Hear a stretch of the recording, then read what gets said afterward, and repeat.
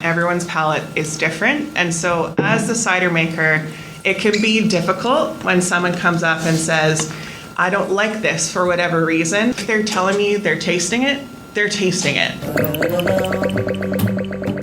Hello, my name is Ria Wincaller, and I am the producer and cider MC of this weekly podcast, where we speak with makers, cider enthusiasts, and folks within the cider trade from around the world. Hip, hip, hooray! Bringing us into this episode, number 411 of Cider Chat, you heard from Megan Faschoway speaking about the tasting of cider, and that when you make cider, you might have in your mind how that's tasting and your thoughts on it, especially if you're working in a cidery and you're always tasting your own cellar options, if you will. When other folks come in and taste your cider, they might have a different opinion. And what I really appreciate about what Megan was saying here is how valid another person's experience is with that particular cider, even if it's not something that you agree with. And you're going to be hearing a little bit about that in this episode. And truthfully, I think that's the big takeaway here, but I'm going to let you decipher that once we get further into it. We're going to be hearing a pre-recorded workshop that was presented at CiderCon 2024. The title of that workshop was What to Do When Things Go Wrong. And I have titled this episode, Curative Options for Cider Making Problems, because this isn't about preventive, although you could get that from this episode. It's really like, what happens when you're thinking about dumping that cider down the drain? And is there anything to resuscitate it, to make it sellable, to make it worth the time to put it in a can or a bottle or serve it to someone? This is kind of an interesting topic, and it was presented by three people. We had Nick Gunn, who we did have in season 1, which that was like 2015. I think I recorded maybe went out in 2016. It was season 1, went between those 2 years. And we had Nick Gunn and Dave White of Whitewood Cider. That was a wonderful episode. I'm going to have a link in the show note. That's the last time I had Nick on the podcast, and he has done a couple changes since then. He's now started a consulting business in cider called BenchGraft that's based in Salem, Oregon. We'll also be hearing from Kira Bassingthwaighte, who is the head cider maker at Western Cider in Montana. We did have Kira on the podcast too, so there will be a link in the show notes. And of course, Megan Faschoway, who is based in British Columbia and was last a cider maker at Sea Cider. She has since moved on, and hopefully by the end of this podcast, I'll be hearing back from her before I make it go live on where she has headed next. But this is a really cool episode. There was a lot of audience interaction. I've kind of taken that piece out, so if you were actually at the conference, you probably won't be hearing yourself speaking. I pretty much focused on what the panel was talking about because I think there's enough to glean. We're going to hear a little bit about, some of the problems that happen. It's not really like a super tasty thing to talk about, but let's face it, sometimes cider can have a problem where you have hydrogen sulfide, which is titled H2S, and it basically is a negative off aroma, we'd call it, that smells like rotten eggs, and you don't want to have that. And that is produced by Saccharomyces cerevisiae. That's a yeast, and it just takes it down this path that you want to bring it back from. So what to do about that? We're also going to be hearing about filtering cider. Nick has a bit to say on this. As a consultant, he's way into reverse osmosis. And also going back to what Megan was talking about, the palate of others, having tasting panels. And Kira has a lot to say about this too, dealing with that saturated cider maker's palate. And also creating a library of your ciders in the past. So some nice tips here. We'll be going to that featured conversation coming up. But first, as always, we have a wee bit of news from out and about in Ciderville. This is a topical news item that is more specific to the region of the world that I live in, which is the northeast of the United States. And last year, this time, everybody was sitting on pins and needles because we were having this magnificent blossom season and then had a late season frost that really knocked out not only apple trees, palm fruit, but also stone fruit too. And some regions reported about 90% loss. So coming into this time of year, a year later, everybody is also sitting on pins and needles, but I think they're even sharper this year.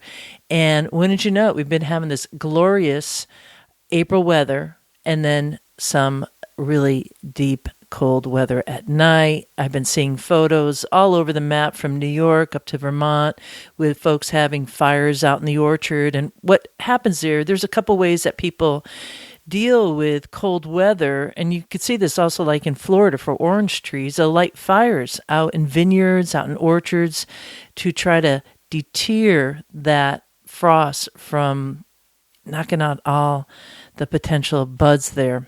And so some people are reporting that they did have some loss, and a lot of fingers are being crossed right now. They don't really know the extent of what damage there is, and we're still early in the game. We haven't even really hit blossom season where I'm at in Massachusetts. So that's a little bit of shiver my timbers. So good thoughts to everybody. You know, never a dull moment when you're a farmer, right? Nobody said life was going to be easy.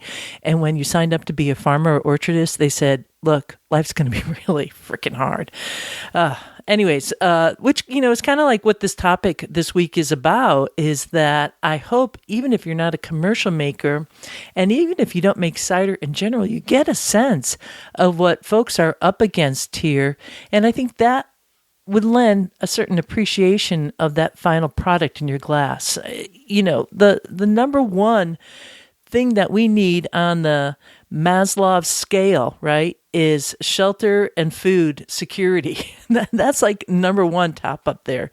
And so this is another good reason to get a sense of what is really happening for people to be able to grow fruit, bring that to the market, and also to ferment it, to put it into one's glass. Because look, if life is going to be hard, you need something good in your glass. So that's my little update about New England. Up next, we're going to talk about who's been cross-promoting cider. Cross-promotion is when you share news about somebody else's work in the cider community. And it could be another cider maker, it can be an orchardist, it can be really anything in the world, such as Cider Chat Podcast. And I've been asking all the current guests on the podcast to do this, to share something about the episode that just featured them telling their story, which is really literally a gold mine when you think about it, because no one is better than you telling your story. And wow, this just was so much fun. I wish I started it 9 years ago when I launched Cider Chat back in 2015, because I think people are having fun. So let's go over who's been doing it this week. As always, we've heard from De Herrener. It's a cidery in the Netherlands. It's over by the German border down on the southeastern part of the Netherlands. They posted on Instagram a collage of photos featuring the info flyer all on Cider Chat, which you too can download at the Cider Chat support page. There's a link in the show notes for that. And they also reposted the episode that just went live on the Perry panel. Whoa, that panel was so much fun to produce, so much fun to re-listen to, like I do every Wednesday night on Sunset Cider Club night. They reposted it to their Facebook page. So thank you so much, Marcel. You really lift me up in so many ways. All your nice messages. This Perry panel discussion was amazing, and there's a whole bunch of people, and they pretty much all shared it. So we had Albert Johnson from Ross on Wye Cider and Perry Company. Ross on Wye has been a long time participant of the Cider Going Up campaign at the Cider Chat Patreon page. Just an amazing support there. And I know that times haven't always been easy. And, you know, like I said, farming and orcharding and cider making is hard. And yet they've kept on supporting the podcast over and over again. And that's led by the Johnson family. And we had Albert Johnson on that Perry panel, and they posted it, and That was really, really kind. We also saw Dragon Head Cider. We had Laura Cherry on that Perry panel, and they reposted the reel. That was really fun to set up. Natalia at Cider Explorer. Follow her on Instagram at Cider Explorer, reposted the reel. And we also saw Pick Cider, which is the I don't know what you would call it, like the nickname for the American Cider Association on Instagram at Pick Cider. They reposted the reel.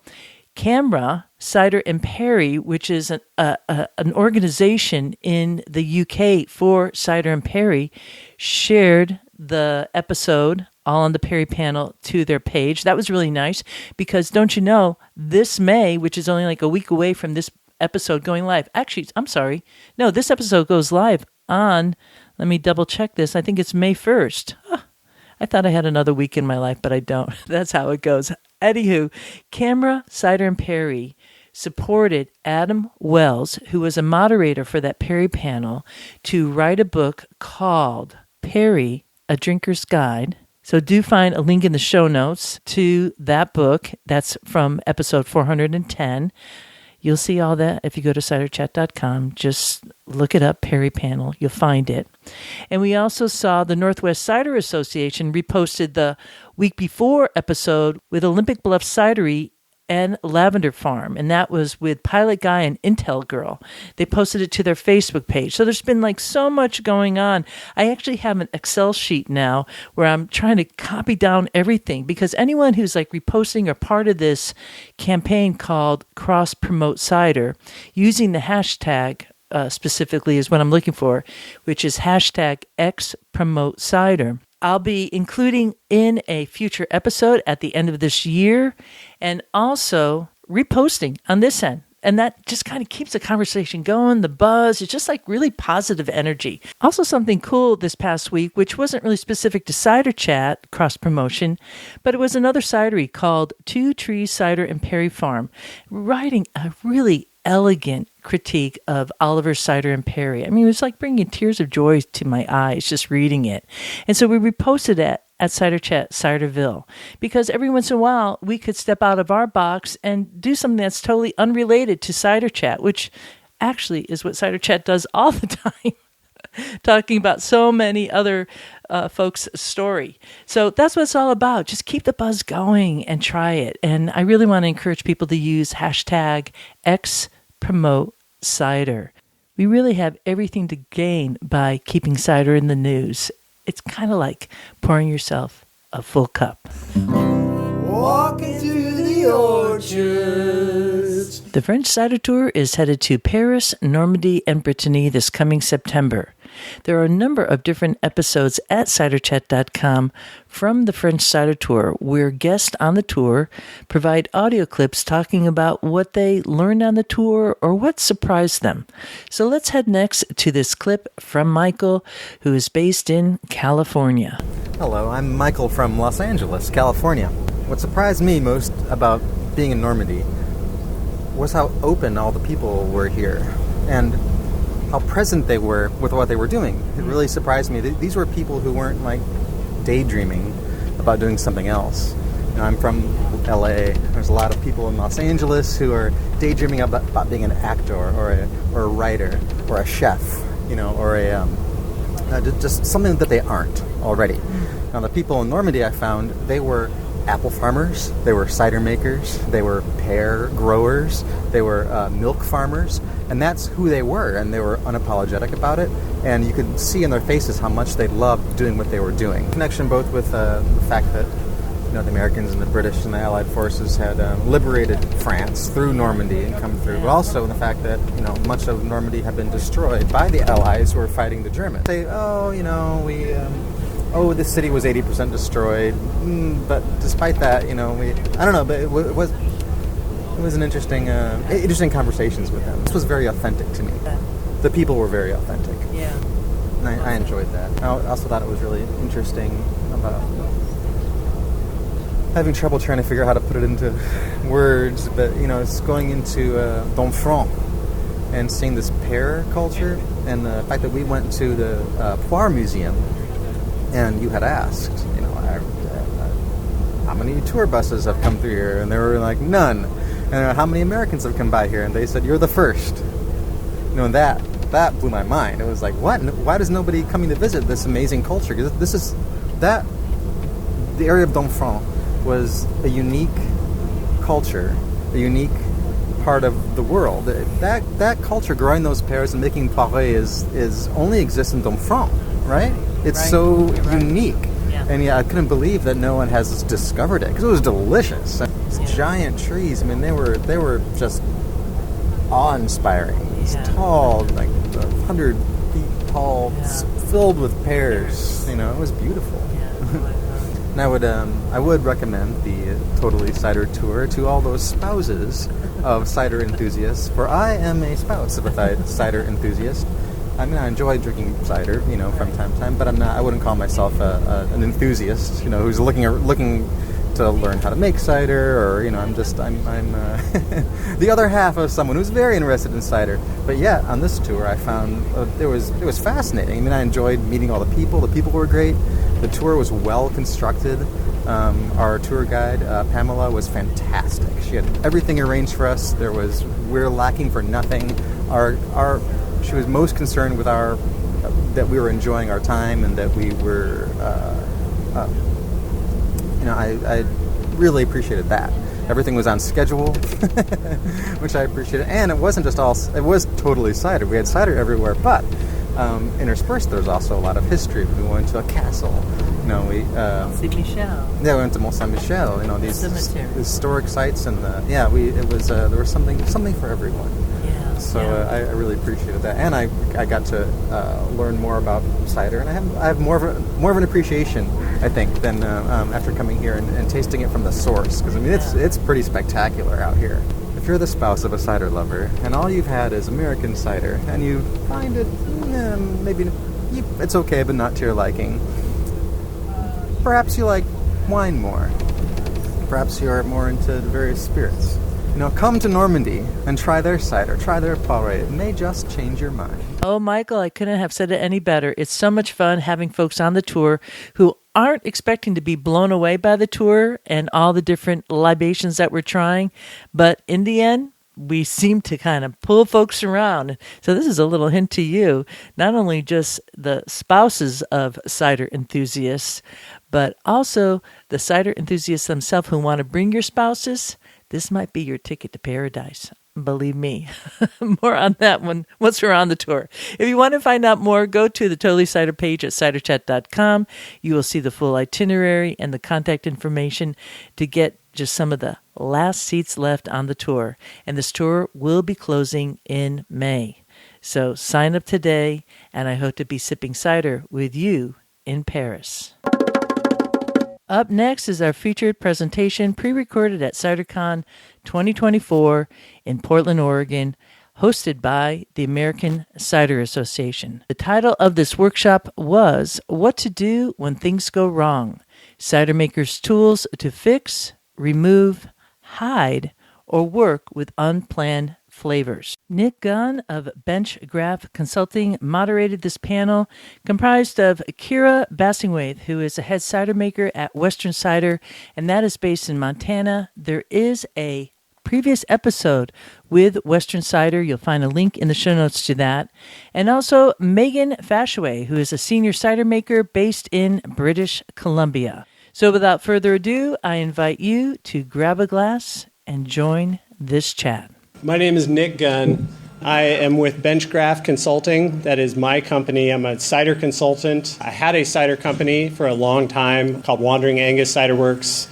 I started in 2004 and sold it in 2016 along with another brand called Anthem Cider. And I kind of doubled down at that point on cider education, which we're all here to do now. And we, as in the Cider Institute of North America, CINA, is a board that you've probably heard of and a group you've heard of. I have been one of the founding board members of that, and I encourage you guys, you probably had a lot of CINA plugs already, but if you haven't stopped by the trade show booth, stop by the CINA booth, get signed up for a class. We've got some new offerings coming up and a lot of really great coursework in case you want to know how to make cider the right way. This talk is not going to be about how you make it the right way. We're talking about how cider gets screwed up and how you change that screw up, how you turn it into lemons into lemonade. To my left, we have Kira Bassingthwaighte. We also have Megan Faschoway from Sea Cider. All three of us have lots of experience in screwing things up. We're really good at it. We know how to fix stuff too. But we all want to learn from each other here, so hopefully most of this will be question and answer. Please feel free to just unload. Like, don't be ashamed. We've all messed something up, so hopefully you guys come with lots of questions. We're going to do a little bit of brief talking, but hopefully most of it is you guys being open and honest. No shame, safe space. Megan is going to discuss the small orchard-based production. Kira will be discussing medium/continuous production. Nick is going to talk about the behemoths, the biggest cideries and the highest tech, most expensive stuff. The irony of all three of us doing this is that we all kind of understand these things from all these different levels ourselves. We just kind of decided to just split it up this way. So don't be afraid, even if there's a large-scale producer in here, to ask us one of those questions to any of those two, because they know what they're talking about also. Hi everyone, I'm Megan Faschoway. I'm from Sea Cider up in Victoria, BC. When it comes to fixing flaws, it is more of a decision tree that we're dealing with. We obviously have some tools in our tool belt that we can use, but really as a small producer, that it's like a hybrid between a small producer as well as continuous. We do orchard base, but we also do continuous fermentations throughout the year. So we do, like this year, we're doing 135,000 liters. My 6 fermenters are 2,500 liters, and I have one that's 5,000. So I deal with really, really small batches.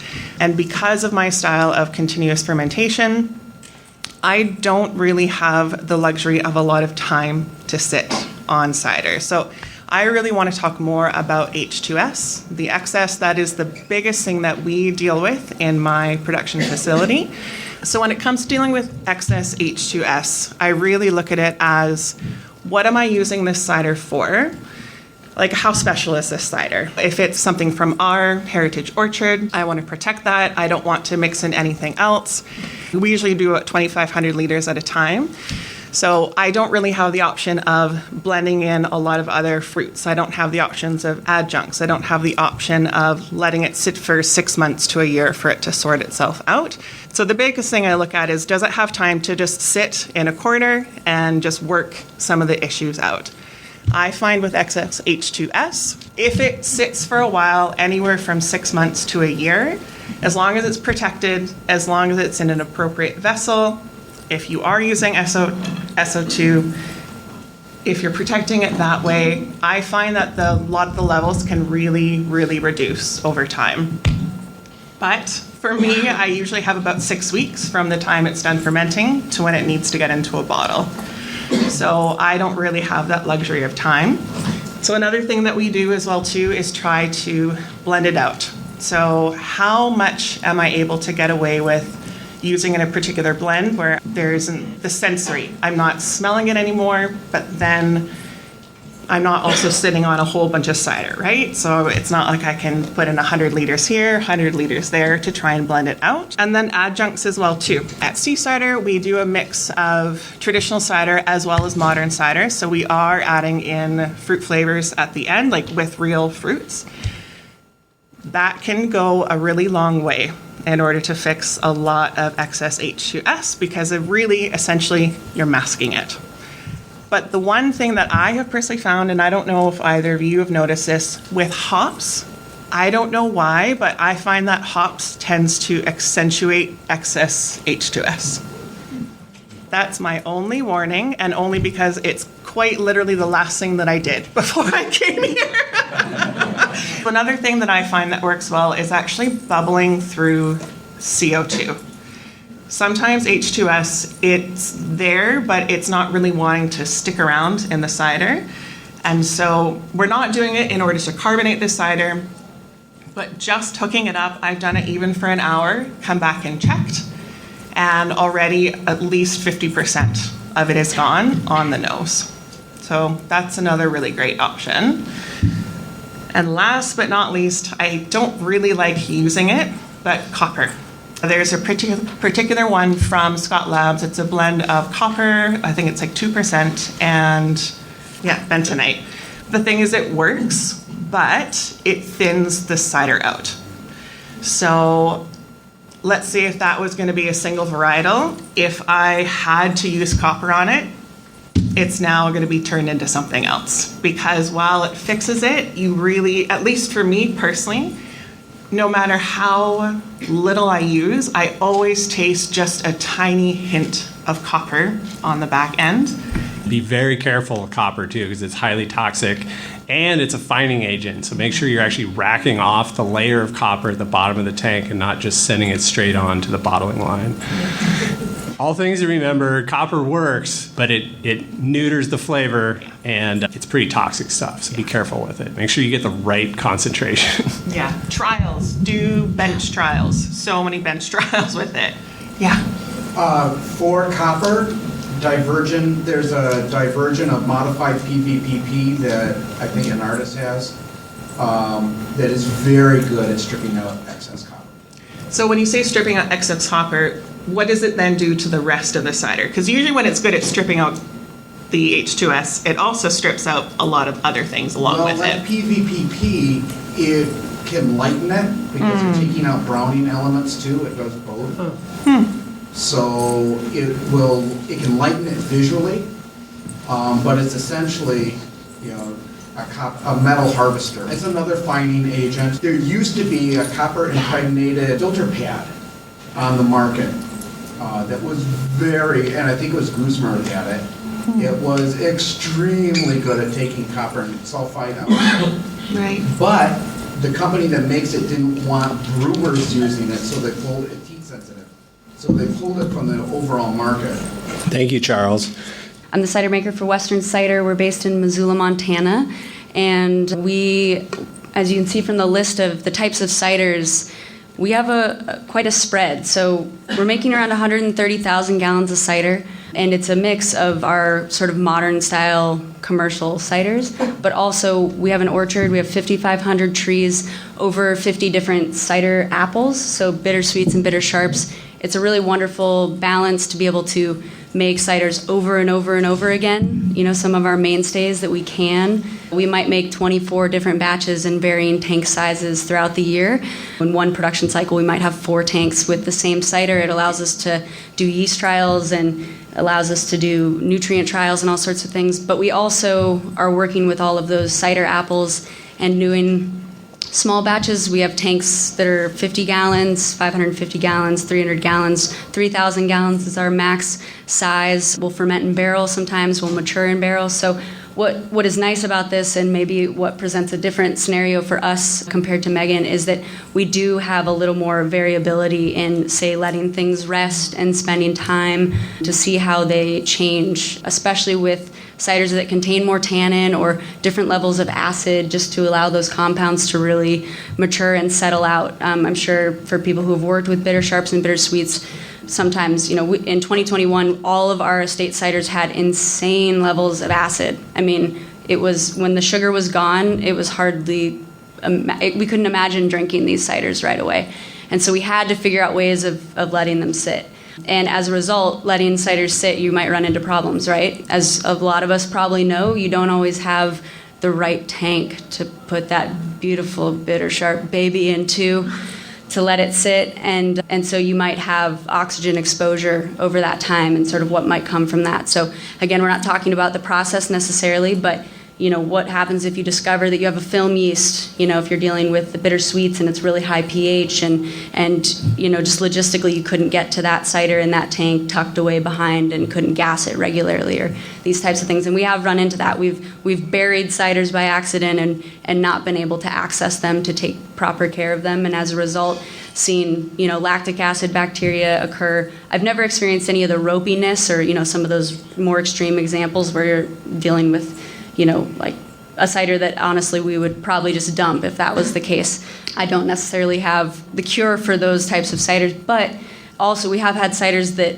we had high hopes for that changed. And again, in 2021, we had this heirloom blend that we was a little funky throughout the fermentation, but it went even further south during maturation. We're like, put that baby in the corner and we'll come back to it. And we did, 6 months later, 3 months after that, and it just got worse. It was super savory and vegetal and strange, salty, what are you gonna do? And it was, the apples in the orchard were amazing. So it was heartbreaking, and eventually we did say goodbye to that one. Depending on what your cider is, as Megan said, what is the value of this cider? Are we experiencing a problem with a 3,000 gallon tank that we cannot financially dump this cider?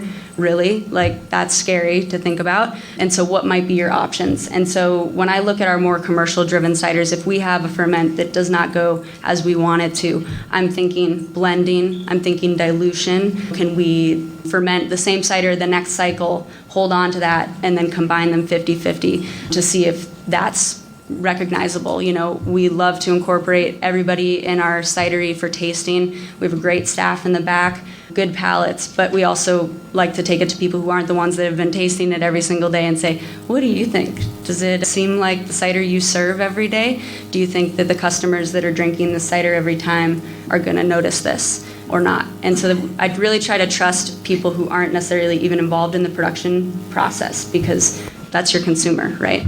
So I think it's really important to reach out to people, and we have ideas of trying to encourage even community tastings that are blind to try to get some feedback as to what people think of some of those. But some of your cider drinkers are going to be your biggest critics of cider that it might taste differently. So if I'm dealing with a cider that we needed to taste consistent, I'm looking at some sort of dilution if we've seen a problem.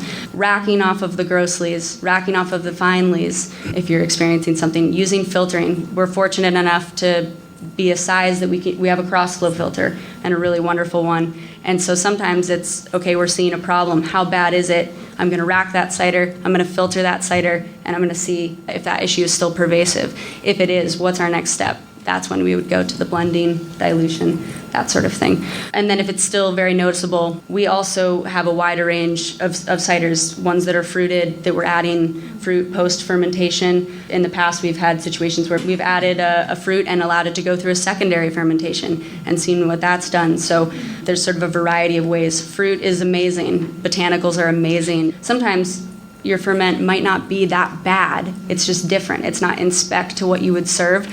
And so you can maybe think about what are the good characteristics of this, and can I lean into that in some fashion?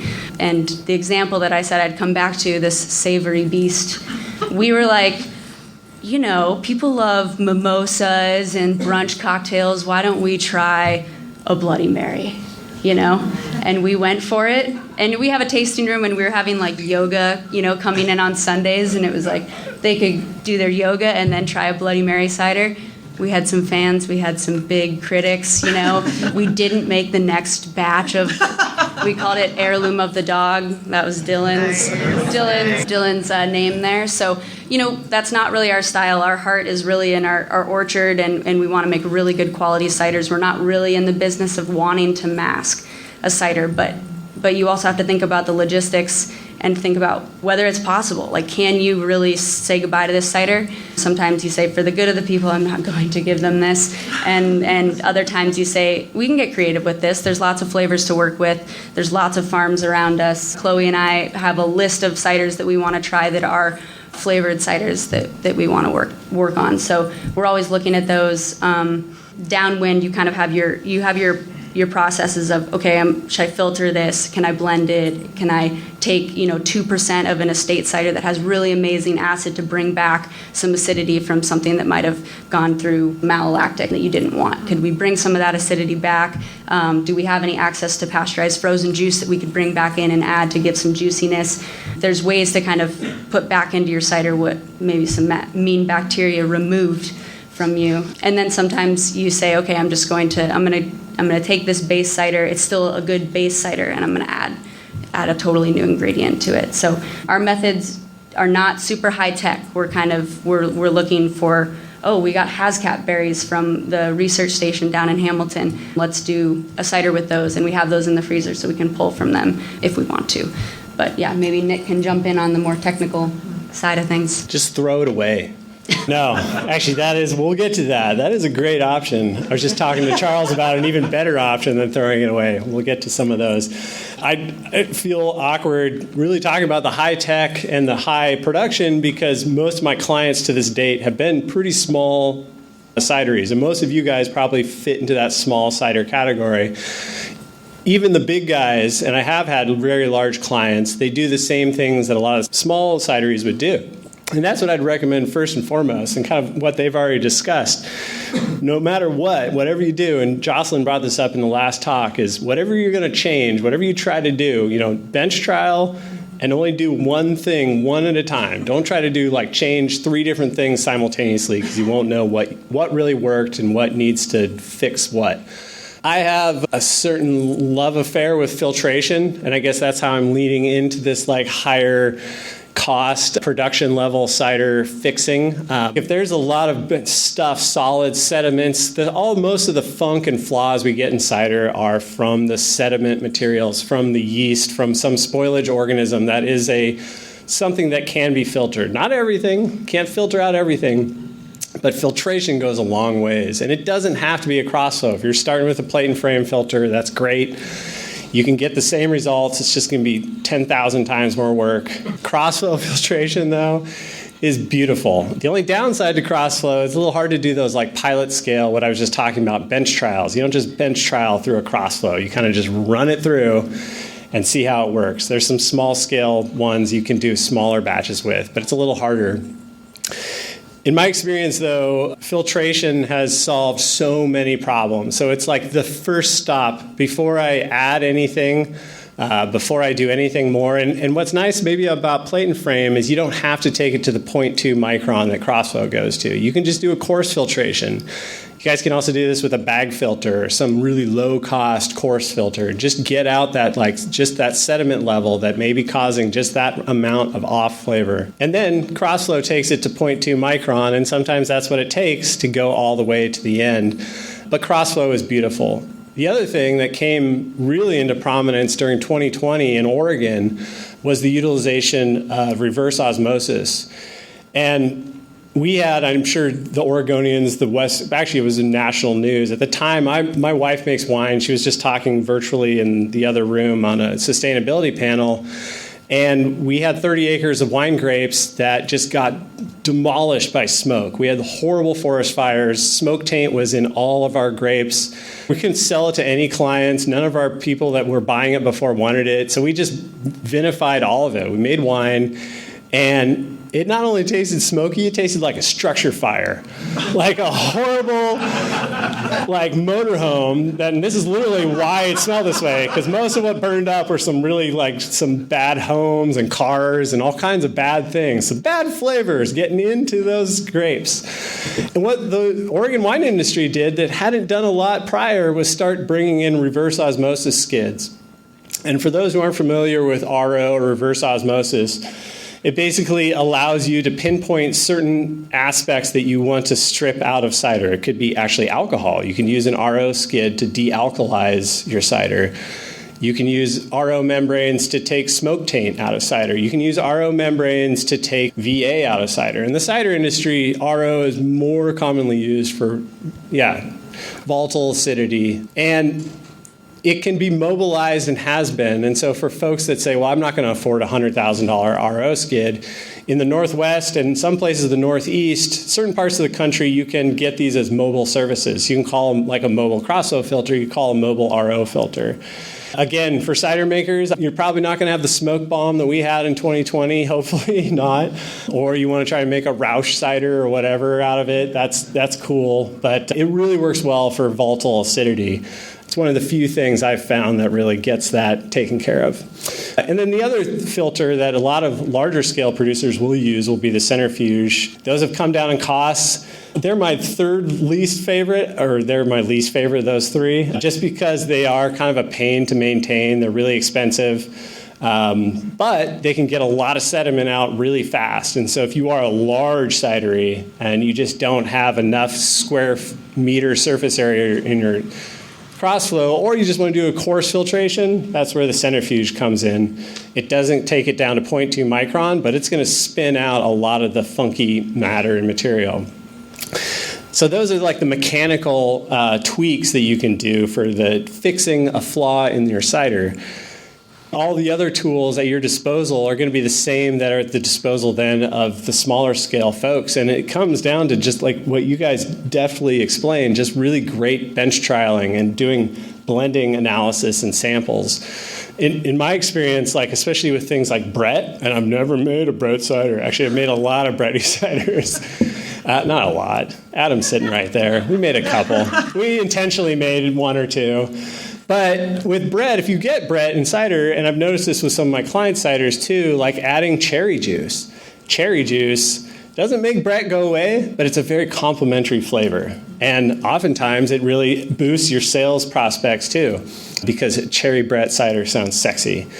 I mean, a lot of this I'm kind of dumbing it down because it is coming to marketing, but it is really what it is. But anyway, high acetobacter levels, you can definitely pull that off. And even with high VA levels, like I've had a lot of my clients have success with just like offering it up as kind of in the wine industry, they call it lifted aromatics, but it does actually bring a little bit of VA, like brings a little bit of lift to the cider and really brings some like heightened aroma profiles. It can be offensive at a certain point. You don't want horrible throat scorching offensiveness, but I don't mind a little bit of VA in my cider. And I think that's the biggest takeaway for me for everything is that what we make is it's not only new to the consumer, but it's new to us. And so I don't think, don't be afraid to you want to put your best foot forward, but also realize just because you feel like something is a little off doesn't mean somebody isn't going to appreciate it tremendously. And what you guys said about doing tasting panels and bringing more people in to help, all of us need to do that more often, because it could be we're just stuck with cellar palate. We've been drinking the same kind of stuff over and over again, and what may be a flaw to us is not a flaw to someone else. As an American, he is not afraid of VA. As a Canadian, I'm terrified of VA because we have, and don't quote me on this, we can find it on the government website, but we are not allowed to sell ciders if they have over 1 gram. So, and once VA gets in and gets going, you really can't stop it. Years ago, we had some stuff that was going VA. We had a lot of it. And I think the solution was really out of a 1,100 liter batch, we put 100 liters and try and hide it. Another 100 liters, try and hide it. I think one went to vinegar production, because if it's already going there, I'm just going to send you on your way. Logistically trying to sell vinegar, that's a completely different thing. But yeah, VA is a really difficult one. If you start to notice it, you really need to work quickly to make sure that you are trying to stop it in its tracks. You're cooling it. Sorry, everyone, we use sulfites, so no, they're not that sexy, but sulfite it, get it cold, get it off the lees, get it off the fine lees if you can as well too, and try and get that sucker moved on and into bottles as quickly as possible. So it's up to you to determine where that quality line lies, and that's where having tasting with other people can be your eye opener. The cellar palate is not just for the negative, it's also for the positive. Sometimes you're like, this is awesome, and then people are like, it's actually kind of just like this, and you're like, no, thank you. Yeah, so I think it's good, and we don't do it as much as we should. That's something we've actively been trying to do more of. And one thing I wanted to say on filtration, there are cartridge filters out there that have really low holding volume. If you had a small batch that you were like, we need to filter this to see if we need to take further steps, you might only lose 2 gallons or something in that, rather than going through a whole plate and frame. And there's that initial cost, so it's just up to you to determine based on your setup whether it's worth it. And we do have a cartridge filter that we don't use, and we should, probably for trialing things like that. But bench trials are amazing, and I would recommend really go overboard with it and doing it blind, doing the triangle test. There's a lot of good different sorts of organoleptic tests you can do for yourself to eliminate that bias and really determine whether you've been able to dilute enough. Dilution is the solution for a lot of things, and when you're dealing with a big volume. So, do you guys have people in your cidery, or you yourselves maybe even, that just can't detect certain flaws that you would maybe taste to someone in your outside tasting panel or whatnot, and they're like, I think you need to do something about something here. This is not tasting good. How would you address that, or is that a situation you've come across? I've had two separate people where one had a really, really high tolerance for sulfites. So she over-sulfited a couple of batches because she couldn't taste it and she couldn't smell it. And to me, it's like I was like chewing a match. Like I could not handle it. So there was that. And then I also have another person where they basically just cannot tell if there's any H2S in it. Like, again, we've had another one quite recently where I had a staff member come out to me like, why does the cider smell like eggs? That's not something that he can smell.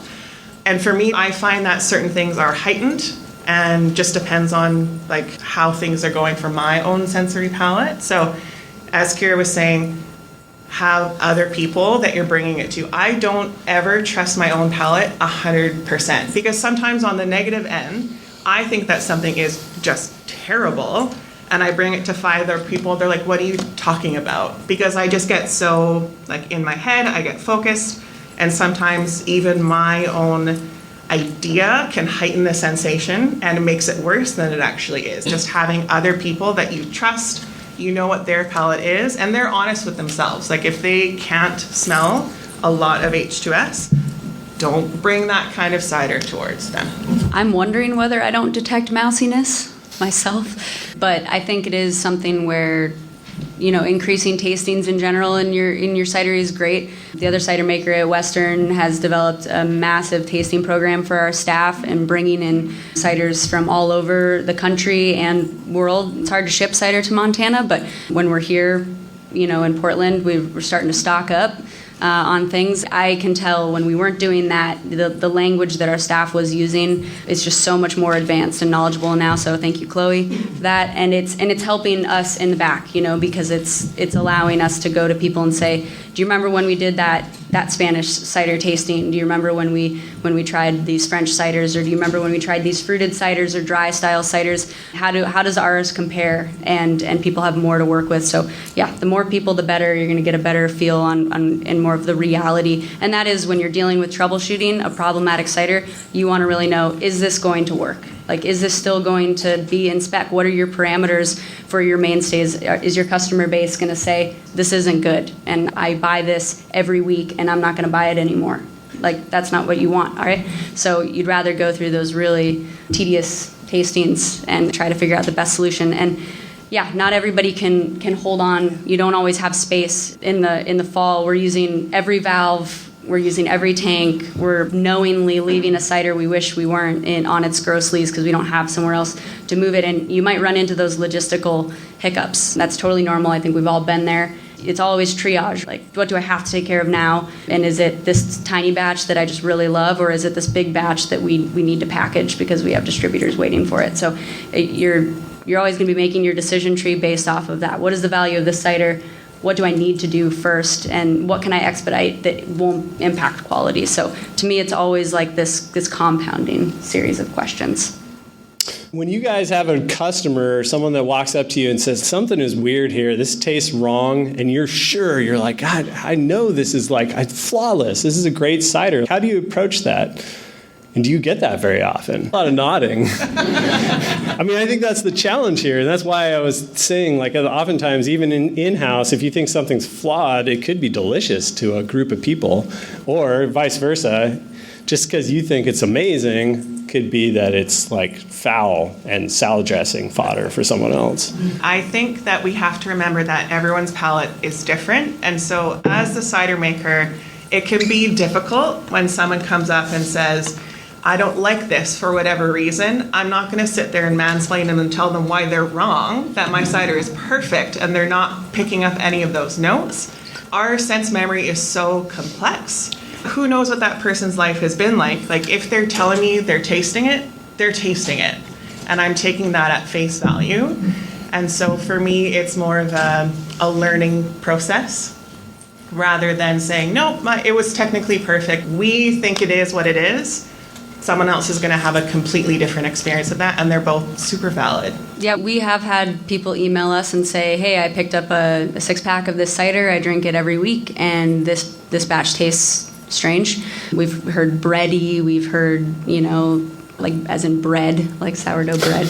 They'll be like, it's off. There's some, sometimes the language it doesn't give you too much to go off of, right? And so this has sent us down another path of record keeping, QA, a QA library. We're still refining that, but we just even this summer, we moved from not just keeping cans and bottles from every batch that we make, but from every tank we package from, because it could be the same filtration that we put into 2 separate bright tanks, and we have packaged cider from one of those bright tanks, but not the other one. And the one that people are drinking the cider from is from the bright tank that we don't actually have a representative example from. And so we now have, okay, we're going to pull this many cans or this many bottles from every single tank that we're packaging out of, so that we have one to taste, a second one to taste, and a third one to send off for testing. That's kind of been our system, and we keep our library of cider. Yes. How long do you keep them? It's a good question, and we're still trying to determine that. It's a space thing, right? We're always running out of space, and we have kept our ciders. All of our estate ciders we have kept from the beginning. So our first estate ciders we produced in 2016, and we still have those, and we're starting to do tastings, seeing the acids dropping off, seeing how long these estate ciders are able to hold as the years go on. But for our mainstay cans that's coming from the culinary and dessert fruits, we're keeping those for 2 years, and we just did a tasting last week or the week before that was, I think we were drinking ciders from 2021, right? Or 2022, March and January of 2022. And it was crazy because they were mainstay ciders. Two of them had totally gone off, and we were like, it was all blind. So I was like, I sure hope this is not anything on the market. And I had no idea. And so I was like, this is terrible. But another one that was actually older than those was delicious, and it's exactly what we wanted for that mainstay cider. So we've changed a lot in our process. We've been making micro adjustments to our mainstays constantly, but it was interesting to have one cider where we were like, that's what I'm talking about, and then this other one where we're like, I'm so glad that was off the market like 18 months ago. So we keep them for at least 2 years, and then we try to clear out more space because there's no way we would have that cider on the market anymore. We have a date coder. Our bottles that only have a date on the box, so we've run into that where if somebody just bought a single bottle somewhere and we can't track it. But keeping good records, keeping a library for you to reference and also to be able to send out for testing is, I think it's critical. So I'd recommend that. We keep our library ciders for a year because that's typically, we find that people buy it, they bring it home, they drink it. So usually within 6 months, it's gone. So we find that a year is sufficient to keep our library ciders around for. Although I did have someone email the other day that they were moving and they found a bottle of our Pommeau that was like from 15 years ago. So I still don't know. They have not reported back Delicious. how it was. So maybe they are alive. That would be great. But yeah, we find a year is sufficient, and very rarely have we ever had a QC issue come back where that bottle is dated to one that I already don't have in my library. Have you dealt with stuff you're thinking about pulling maybe? There's, of course, the risk when you're canning. I mean, cider naturally being these, having the acidity levels that it does, and oftentimes the ciders that we are putting in can. And I haven't been able to get a clear definition from our can company. They say, we use the strongest liners. And I'm like, yeah, but what is the limit of SO2 that we can use? It's just not that simple, because it's not just what your total SO2 is, it's also what is molecular and everything, the free sulfur, everything that's interacting that could potentially be degrading that liner, and they're just not going to give you that clear line of you're safe at this point. And so I think it's up to you to do trials and to do tastings and to see what's actually working for your product.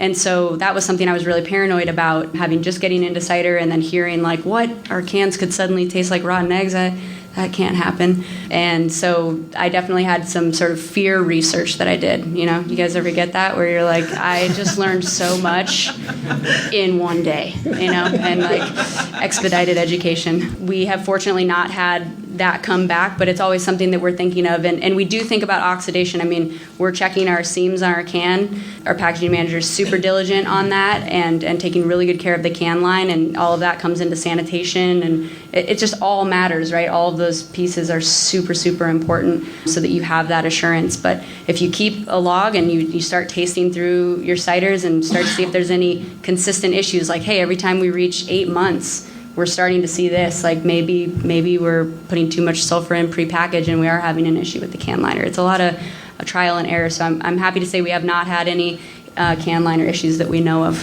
at this point. But it has happened to almost every one of us, I'm sure, or has come close. If you haven't had a rotten can liner from acid-sulfur interaction, it's just a matter of time. So just know that you really got to be very persnickety about how much sulfur goes in that can. So you've got oak, you've got plastic, you've got stainless, and we try to use a variety. So we do have ciders that we are barrel aging, but we find that it's depending on sort of the contents of that cider specifically, we can get some over-oaked quality that we don't like as much. And so we generally lean towards more of a neutral vessel for our maturation. And, for really long, some of our like Hughes Virginia Crab or Frickin' Rouge or some of these cider apples that we have, they are so acidic and so tannic and super, super chewy, and they need lots of time. And so the vessel having as little headspace as possible. If it is something where you do have headspace, making sure that you're gassing it. We kind of have ours on a two times a week schedule, which I don't know if that's too much or not enough. I'd be curious if other people have suggestions on that. But we do try to keep, some inert gas on top and keeping it accessible. I guess that's just like more of a logistic thing, but you think I won't forget that, I'll do that, and it's amazing how sometimes your days can get busy. But also something we've done more recently is actually putting it into kegs. Like I said, we'll run out of tanks and we'll run out of space, and it might be that we have a 50-gallon batch, so we say let's just throw it into 3 half barrels and a 6 barrel. It's not going to get that oxidation, that micro oxidation that you get through flex tanks and through barrels that can have such an amazing impact on your cider over time. We may not get that, but the tannins still soften, the acids still soften, so it's a slower maturation, but it's a great way to just be like, put it in there and we'll pull it back out and put it into something else if we want at another time. So that's been a lifesaver for us if we have the kegs as well.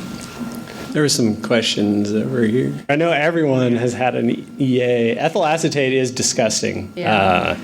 Whereas VA can be a lifted aromatics type of thing, EA is just chemical disgustingness in my mind. The nail polish remover aspect can be just ferocious and hard to hide from. That is one that you can use RO to take out, and so that is an option.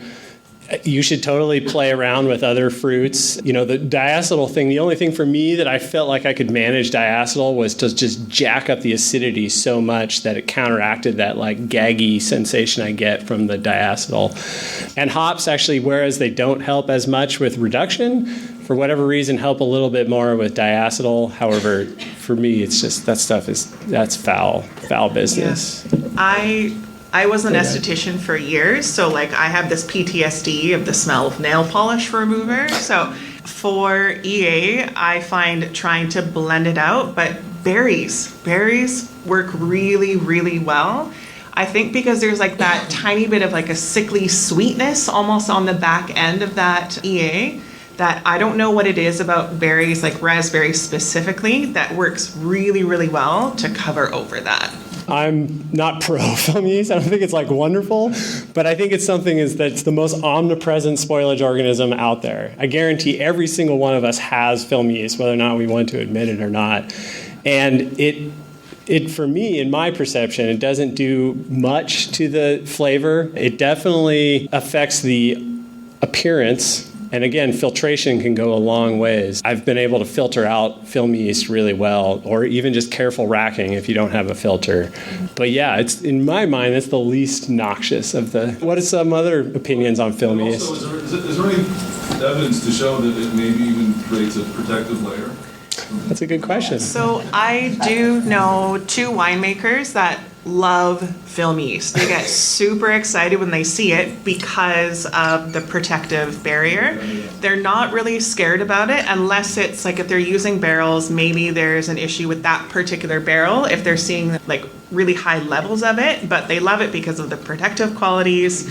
They can sort it out through filtration. If they're even using a 3 micron, it usually sorts it out, and they just leave it just to, like, it's not really taking away from the cider, and it's not really adding a lot to it either. So it's kind of a neutral beast a little bit.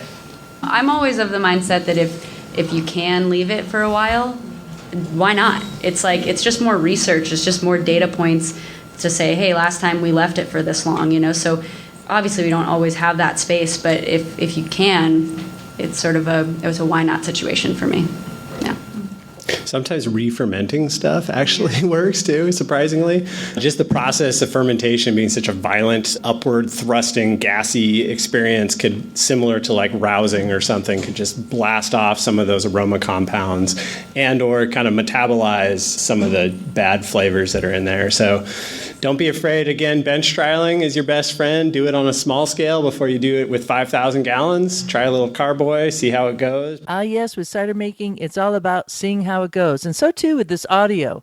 There was a lot of questions during this actual presentation, and due to the audience not having microphones, we had to do a lot of little wiki stuff to be able to reproduce it to make it in good form for the podcast.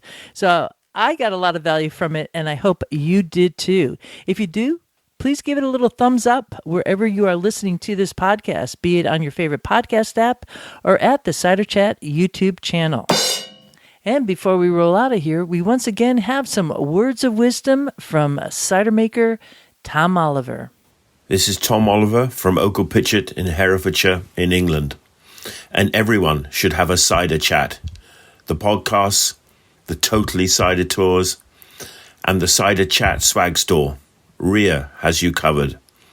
A veritable audible treasure trove, so go and dig deep and support her.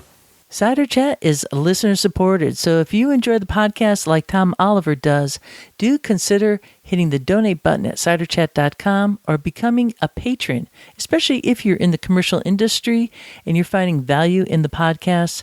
Become part of the Cider Going Up campaign and have your business listed at the Cider Going Up page at ciderchat.com. And with that, I leave you here. This is Rhea Windcaller signing off for now. Looking forward to seeing you in Ciderville. Drink it like this. There is a reason why we do it like this. There is a reason why we do it like this. There is a reason why we do it like this. There is a reason why we drink it like this. There is a reason why we do it like this. Yeehaw!